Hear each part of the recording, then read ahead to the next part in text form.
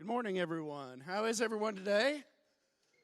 Good. You are good. That is good because that's what we're talking about this morning. I got an encouraging message from my friend Jamie this morning. He said, "Hey, Todd, heard you're preaching this morning. Don't stink."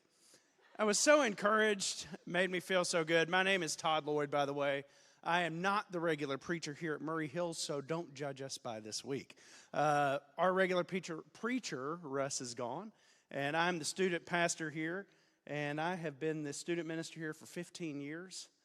This is my 27th year of being a youth minister. So, yes, and I feel every one of those years. So this morning, when I heard that we were doing the Fruits of the Spirit series, and Russ said, "Hey, Todd, will you preach?" Well, my immediate instinct was no. But I like to be employed, so I said, yes, I'll gladly do it, Russ. I can't wait. Just tell me which one you want me to do. And he said, goodness. And I thought, goodness. What do you say about goodness? I mean, all the others are pretty innocuous. I mean, you can pretty much define all of them, but how do you define goodness? What is goodness? What's the difference between goodness and kindness? I mean, these are all confusing questions to me. Because growing up, you hear the word goodness thrown around in a lot of places, right? My grandmother used to use it as kind of a cussing slang, honestly. She would use goodness gracious or oh goodness. Or when something horrible happens, we say, oh goodness. When something is good, we go, oh, that's good. When something tastes good, we go, oh, that's full of goodness. There's a lot of different definitions for the word goodness, and a lot of biblical scholars don't even agree on what Paul's talking about here when he lists the fruits of the Spirit and he says goodness. I'm going to pull out my clicker here. I forgot to turn it on. Remember, I'm not a professional. This is not what I do. So I'm going to turn on the magic clicker here and see if this works. Let's see. Scott said I could. Oh, it did work. It's the sixth fruit of the Spirit, goodness, because we're going in the opposite order. So next week you're going to talk about kindness, which is closely related to goodness. Romans 15:14, I myself am convinced, my brothers and sisters, that you yourselves are full of goodness, filled with knowledge and competent to instruct one another. I don't know why I'm yelling. I do this thing when I preach. I kind of yell. Preacher voice creeps me out when like somebody you know talks different when they preach and when they're, do you know what I'm talking about? Yeah, I'm creeping myself out. I'm going to stop using preacher voice. All right, so the key to this passage to me, you yourselves are full of goodness, filled with knowledge, and competent to instruct each other. My family goes to Disney World a lot, but there was one day, about a month or two ago, where I went to Disney World by myself. I was visiting some friends, and so I had about an hour or two to kill, and I'm at this place called, it used to be called Downtown Disney. Now it's called Disney Springs, if you're familiar with it. It's a business shopping district down there. So I'm walking around, and there's this store that I notice, and it's being built, and it's a fascinating-looking thing. It's kind of got this Harry Potter feel to it, but it's a bakery, and so I was kind of curious about it. So I'm walking around, and I see this line out the door. A line out the door to bakery. It's 2 o'clock in the afternoon. I'm like, what's going on here? Why is there a line for this bakery? And I said, this must be the best food in the world. And the lady who was working there looked at me and she goes, we have in fact won best cookie in the world 3 times. I said, how long is this line? She said, 40 minutes. I said, I'm in. So I got in line and I stood there for what I thought might be the best cookie in the world. Here's what I had. These are the cookies at Gideon's Cookie Shop. And in fact, it was the best cookie I had ever eaten in my life. 40 minutes for that cookie. That $6 cookie. Yep, $6. And so when you have a family of 5, that's $30. Anyways, I had the cookies there, and they were full of goodness. You ever heard that term when somebody says, well, that's good. Well, why was it good? Well, it was just full of goodness. Just great. Like a secret ingredient, right? Have you ever thought of what makes things good when you're eating something? And sometimes it's the weirdest thing, right? So like you remember Worcestershire sauce? Does anybody say that correctly? Is there a way to say this correctly? My mom used to take the easy way out and she'd say Lee and Perrins. And we just called it Lee and Perrins all my life. That is the correct brand, right? Those of you who buy Heinz, come on, you're cheating. All right, so Worcestershire sauce, whatever it's called. I know I'm saying it wrong. Some lady's going to come up, that's not right. And I'll be, you're right. Anyways, it's made sardines. It's the secret ingredient of Lee and Perrins. Chocolate cake. Did you know in the early 19th century, ladies' secret ingredients for chocolate cake was sauerkraut? They used sauerkraut as I don't know, I'm not going to pretend I know how to cook. Anyways, General Tso's chicken. Who doesn't love General Tso's? I love General Tso's. In fact, I love General Tso's so much, I watched a documentary on General Tso's. No such guy. There was never a General Tso. You're fascinated, I can tell. Secret ingredient of General Tso's is banana ketchup. Have you ever heard of banana ketchup? I hadn't either. Main ingredient of banana ketchup? Raisins. So you fell right into that one. I gotcha. I was talking about that one all week. Kit Kats. Do you know what the secret ingredient? This is the weirdest one to me. Secret ingredient of Kit Kats. Other Kit Kats. They take Kit Kats, crunch them up, and make Kit Kats. What came first? How did they get the original Kit Kat? Inquiring minds want to know. Taco Bell meat. Some of you probably know this one. The secret ingredient of Taco Bell meat is chocolate. Okay, anyways, that got no reaction. That makes a lot of sense. That's what you're kind of like, oh yeah, I can taste it. The Greek word for, this is what real preachers do, right? We look up the Greek word. The Greek word for goodness in the New Testament is agathosune.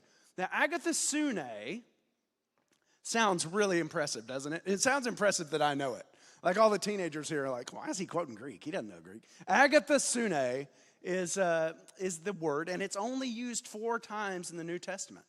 4 times in the entire New Testament. And a lot of biblical scholars think that this word is unique to the New Testament. It's not used often in the Old Testament. It is a very interesting, dynamic word. What it means is the intrinsic goodness of something. The intrinsic goodness of something. So, I myself am convinced, my brothers and sisters, that you yourselves are full of agathosune, filled with knowledge and competent to instruct one another. So I think one of the biggest questions we have when we look at the fruits of the Spirit, and we go down the list, you go, love, joy, peace, patience, kindness, goodness, faithfulness, self-control. We go through all of the fruits of the Spirit, and we get to goodness, and it's just kind of this thing in the ether, right? We don't exactly know what goodness means. I mean, I can say you're a good person, but how do I know you're a good person? Well, do they do good things? Isn't that kindness? So what exactly is goodness? It's an intrinsic good. Let's go to the second time this verse is used. It's 2 Thessalonians 1:11.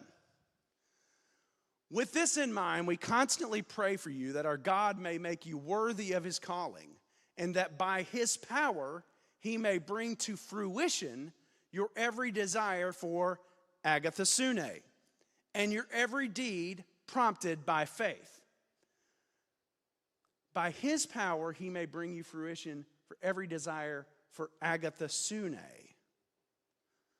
So once again, that idea of being filled with, or his desire is for us to come to fruition. Notice the word fruition.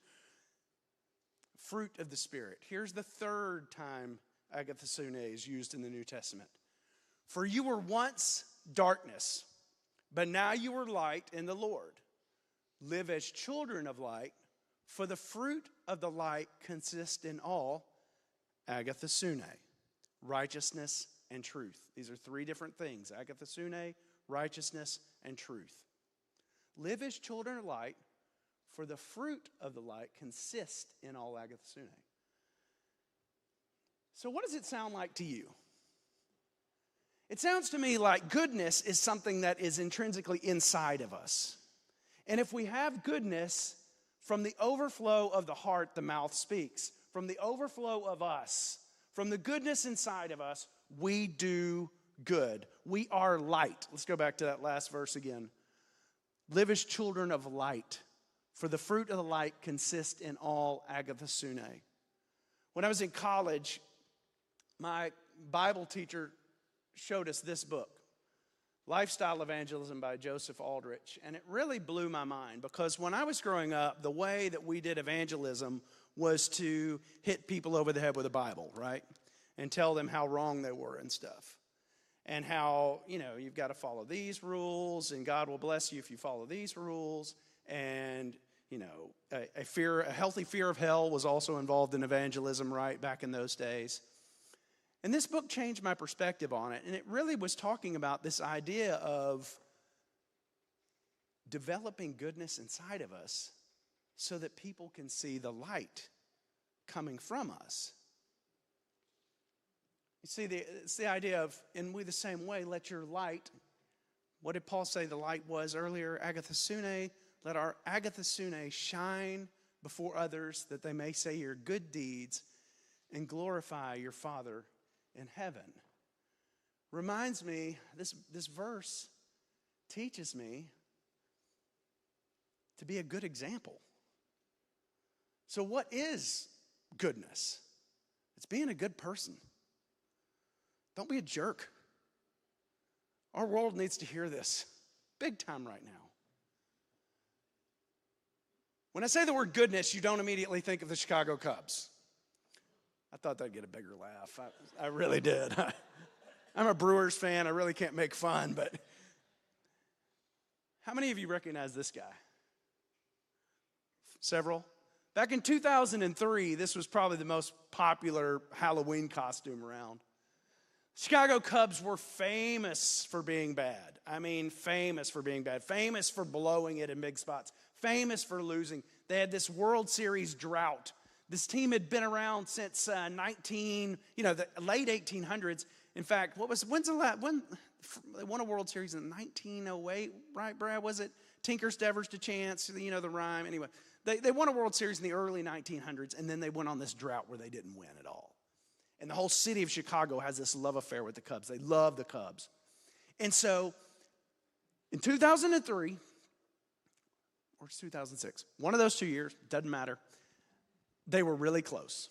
They were in the National League Championship game. They're winning 3-0. They are literally 6 outs away from going to the World Series, and they would have been heavy favorites in the World Series. This is the best Cubs team since the early 1900s. I'm setting this up to show you this video. This is what happens.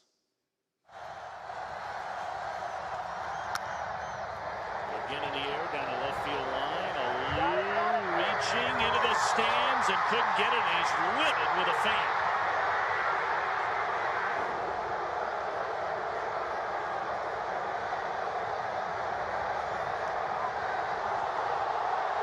That's awfully close to fan interference right there.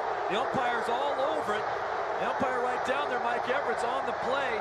If Alou has to reach into the stands, it's fair game for the fans to catch the ball. If the fan reaches out over the field, then it can be ruled fan interference. That is very, very close.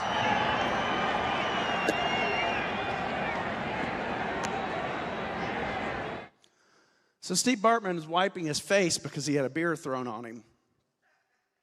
He interfered with the ball. You know what happened, right? Marlins come back, miraculously win the game. They win the next game. Cubs lose. Whole city of Chicago blames this guy. He's escorted out of the building for his life. He gets death threats for the next 16 years. He goes into hiding. He cannot show his face publicly. Bartman becomes a term we use in the early 2000s for somebody screwing up something else. 2019. What year was it, Brad? 2016 or 19? The Cubs win the World Series. 16. The Cubs organization makes a ring for Steve Bartman. It's all is forgiven. We finally won the World Series. Everybody feels good now. and all is forgiven. Come out of hiding, Steve Bartman. We're going to present you this ring. We're going to give you a parade. What do you think his response was? He was a fan. He loved the Cubs. Those of you who are fans, I mean, I don't know if we have a lot of sports fans in here. I always try not to do sports analogies in sermons because not everybody likes those. But I know that people in here are fans. He had a whole city turn on him and make fun of him for 15 years. What do you think his response was? Oh, that's great, thanks. Oh, yeah, I'm coming right out. Here's his response. I humbly receive this ring not only as a symbol of one of the most historic achievements in sports, but as an important reminder of how we should treat each other in today's society. My hope is that we all can learn from my experience to view sports as entertainment and prevent harsh scapegoating, and to challenge the media and opportunistic profiteers to conduct business ethically by respecting personal privacy rights and not exploiting any individual to advance their own self-interest or personal gain. This is someone who's still hurting. This is somebody who was branded by an entire fan base, an entire nation, as a jerk because he was a fan and he wanted a ball. And the funny thing about it is there are men reaching over him in the video, and if you watch the video, they immediately turn and point at him like it's his fault. We are a society of people who immediately turn and point at people. Because we live in a society, especially, and I'm so tired of people talking about the last 2 years, but I'm going to do it. Because things have just gotten crazy. I mean, we all drive. I mean, you've been out in traffic these days. I mean, I was driving home from Trotwood the other day, and a guy almost hits me head on, and he gets mad at me. He crossed over my lane, rolls down his window. You jerk. I'm a jerk for staying in my lane and driving. I'm sorry. People are just on edge. And see, this is what goodness is. Not looking to your own interest, but each of you to the interest of the others. In your relationships one another, have the same mindset of Christ Jesus, who being the nature of God, did not consider equality with God something to be used to his own advantage. Rather, he made himself nothing by taking the very nature of a servant made in human likeness. And being found in appearance as a man, he humbled himself by becoming obedient to death, even death on a cross. Therefore, God exalted him to the highest place and gave him the name that is above every name.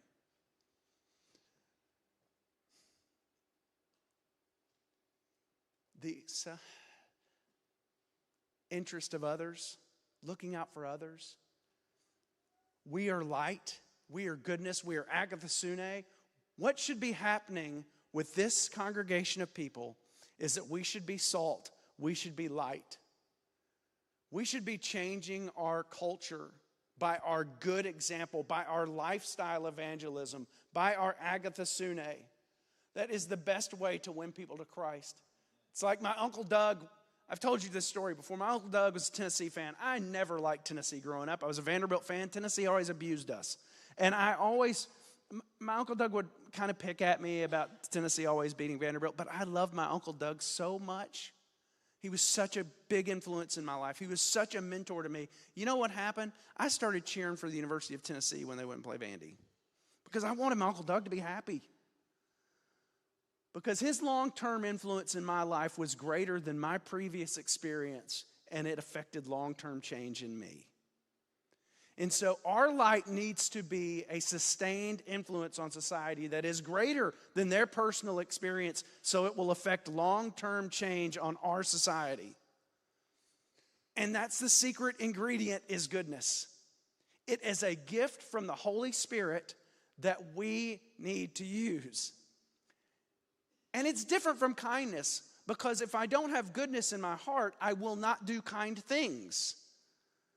In Luke verse 30, chapter 10, there's a story called what? Does anybody know what it is? The blank Samaritan, the good Samaritan. If he didn't have that intrinsic goodness in his heart, he wouldn't have stopped and helped that person. It's the goodness in us that is the root of what we do. So, like I said earlier, from the overflow of the heart, the mouth speaks. Also from the overflow of the heart, the man does. There are a lot of jerks in society today. I just can imagine if somebody was sitting by Steve Bartman and said, "It's okay, dude.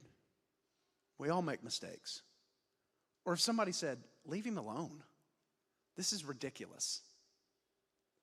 We have teenagers who are being bullied every day. We have people who are just mean-spirited. What we need is a little more light and a little more agathosune. And one of the things I really love about this church, and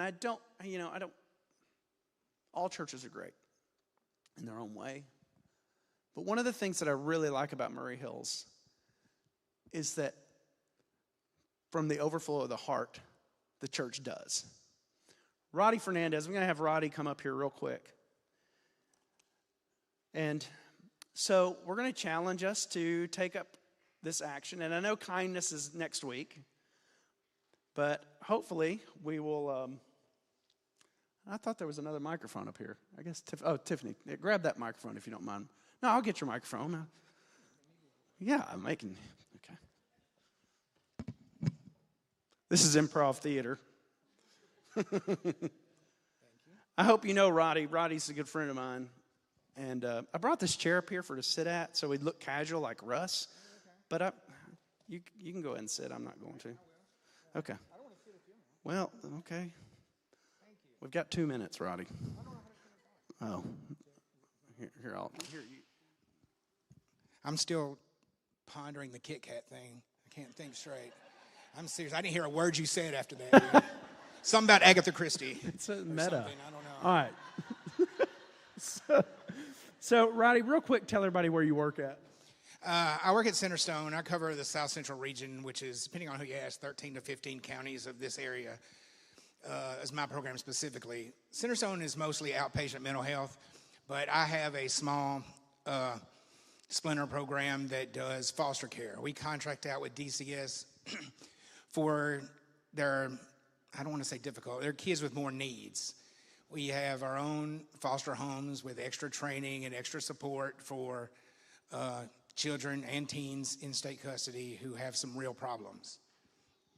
Yeah, so what we've decided to do is help you guys out over there. And, Murray Hills, we always want to do things for people. And so one of the things that really pricked my heart that Roddy was telling us about is when kids are uprooted from their homes, that they don't even have the basic necessities of life.